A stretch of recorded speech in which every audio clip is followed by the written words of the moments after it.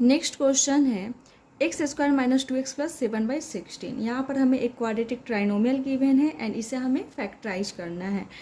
तो जब भी हमें एक क्वाड्रेटिक ट्राइनोमियल गिवन होता था एंड उसे हमें फैक्टराइज करना होता था तो हम फैक्टराइजेशन का मिडिल टर्म स्प्लिट वाला मेथड यूज कर लेते थे एंड उसके थ्रू हम गिवन पॉलिनोमियल को फैक्टराइज कर लेते थे।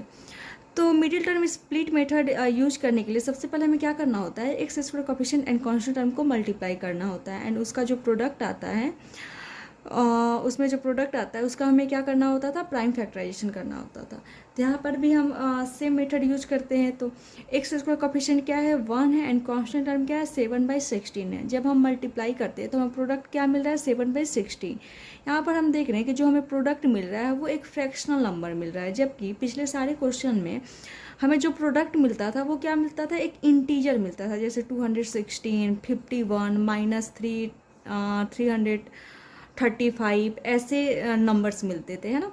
बट यहाँ पर 7/16 मिल रहा है, ये एक फ्रैक्शनल नंबर है। तो पिछले सारे क्वेश्चन में हम क्या देखते थे कि जो एक्स स्क्वायर कोएफिशिएंट है एंड कांस्टेंट टर्म दोनों क्या रहते थे, इंटीजर रहते थे। बिकॉज इंटीजर इंटू इंटीजर हमें प्रोडक्ट क्या मिलता था, इंटीजर ही मिलता था, है ना, इसीलिए हमें इंटीजर प्रोडक्ट मिलता था। बट यहाँ पर हम देख रहे हैं कि एक्स स्क्वायर कोएफिशिएंट एक इंटीजर है, बट यहाँ पर जो कांस्टेंट टर्म है वो क्या है, एक फ्रैक्शनल नंबर है, जिसके कारण हमें जो रिजल्ट मिल रहा है वो भी क्या मिल रहा है, फ्रैक्शनल नंबर ही मिल रहा है।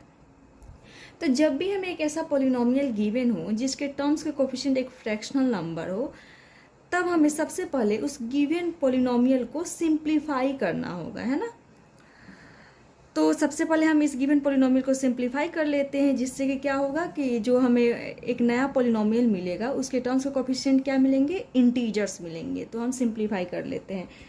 यहाँ पर देख रहे हैं कि 7/16 एक फ्रैक्शनल नंबर है, इसका मतलब इन सबको हम क्या कर सकते हैं, फ्रैक्शनल वाला ऑपरेशन यूज कर सकते हैं ना, एडिशन एंड सब्सट्रैक्शन। तो हम यहाँ पर वही यूज करते हैं। तो एक्स स्क्वायर के नीचे कुछ नहीं है तो हम 1 ले लेते हैं, -2x, इसके नीचे भी कुछ नहीं है तो हम डिनोमिनेटर 1 ले लेते हैं, प्लस 7/16, डिनोमिनेटर 16 है। अब हम क्या करते हैं, इन सबका एलसीएम लेते हैं। तो 1 16 का एलसीएम लेंगे तो क्या होगा, 16 ही होगा, है ना। 1 के टेबल में 16 कितने टाइम्स में आता है, 16 टाइम्स में, एंड 16 इंटू एक्स स्क्वायर क्या हो जाएगा, 16x² हो जाएगा, है ना। 1 के टेबल में 16 कितने टाइम्स में आता है, 16 टाइम्स में, एंड उस जितने टाइम्स में आता है उसको हम यहाँ पर मल्टीप्लाई करते हैं। तो 16 टाइम्स में आता है तो 16 इंटू एक्स स्क्वायर क्या हो गया, 16x² हो गया, माइनस, तो माइनस साइन लगा दिया। 1 के टेबल में 16 कितने टाइम्स में आता है, 16 टाइम्स में, एंड 16 इंटू 2x क्या हो जाएगा, 32x हो जाएगा, प्लस साइन, तो प्लस साइन लगा देंगे। 16 के टेबल में 16 कितने टाइम्स में आता है, 1 टाइम्स में, एंड 1 इंटू 7 क्या होगा, 7 हो जाएगा। अब हम यहाँ पर देख रहे हैं कि ये जो 16 है जो डिवाइडेड में है उसको हम 1/16 लिख सकते हैं ना। यहाँ पर भी 16 डिवाइड में ही है, बस हम यहाँ पे क्या चेंज करेंगे कि 16x² माइनस 32x प्लस 7 को मल्टीप्लाई में लिख देंगे, है ना। 1/16 into 6x² minus 32x plus 7, जब हम मल्टीप्लाई करेंगे तो फिर से हमें क्या मिल जाएगा, यही फॉर्म मिल जाएगा। इसका मतलब हम इस फॉर्म से इस फॉर्म में कन्वर्ट कर सकते हैं, बिकॉज 16 यहाँ पर भी डिवाइड में है। अब हम देखते हैं यहाँ पे जो हमें पॉलिनोमियल मिला है उसमें कोएफिशिएंट या कांस्टेंट टर्म क्या है, एक इंटीजर ही है ना। एक्स स्क्वायर कोएफिशिएंट क्या है, 16 है, एक इंटीजर ही है। एक्स का कोएफिशिएंट क्या है, -32, ये भी एक इंटीजर ही है। कांस्टेंट टर्म क्या है, 7 है।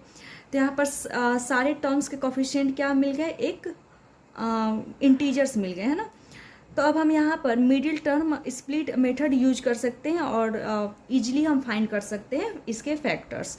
तो हम सबसे पहले क्या करना होगा, हमें x square coefficient and constant term को मल्टीप्लाई करना होता है। X square coefficient and constant term क्या है, 7 मल्टीप्लाई किया, 16 7 जा 112 हो गया, है ना। 16 7 जा 112। अब यहाँ पे जो प्रोडक्ट मिलता है उसका हम क्या करते हैं, प्राइम फैक्टराइजेशन करते हैं।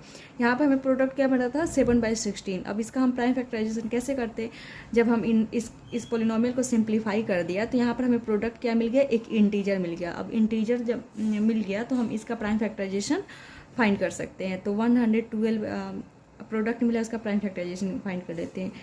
2 5 जा 10, 2 6 जा 12, फिर 2 2 जा 4, 2 8 जा 16, 2 1 जा 2, 2 4 जा 8, फिर 2 7 जा 14। अब हम चाहे तो और 7 1 जा 6।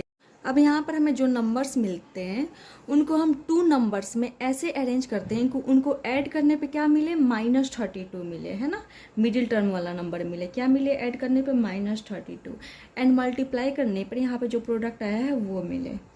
इन्हीं नंबर्स को हमें 2 नंबर्स में अरेंज करना होगा जिनको ऐड करने पे -32 मिले एंड मल्टीप्लाई करने पे 112 मिले।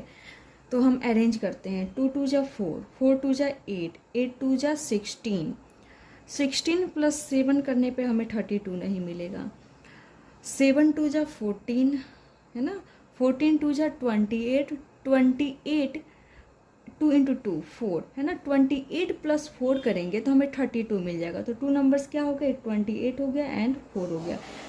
ऐड करेंगे तो हमें क्या मिलेगा, 32 मिलेगा, लेकिन हमें क्या चाहिए, -32 चाहिए, है ना। तो हमें यहाँ पे एडिशन करने पे ही 32 मिलेगा। इसका मतलब हमें दोनों का साइन क्या करना होगा, निगेटिव करना होगा। माइनस माइनस क्या हो जाएगा, प्लस हो जाएगा। इट मीन्स कि हम दोनों को ऐड कर देंगे एंड साइन किसका लगा देंगे, माइनस का। तो हमारा प्रॉब्लम सॉल्व हो जाएगा। तो इट मीन्स कि 2 नंबर्स क्या है, -28 क्या है, -28 एंड क्या है, -4 है। इन दोनों को जब हम ऐड कर रहे हैं तो हमें क्या मिल रहा है, -32 मिल रहा है एंड मल्टीप्लाई करने पर हमें क्या मिल जाएगा, 112 मिल जाएगा। इसका मतलब हमें 1/16 को 1/16 लिखना होगा एंड 16x², तो हमने 16x² लिखा। -32x को 2 पार्ट्स में स्प्लिट किया, कौन कौन से, -28x -4x, -28x -4x +7 split कर दिया।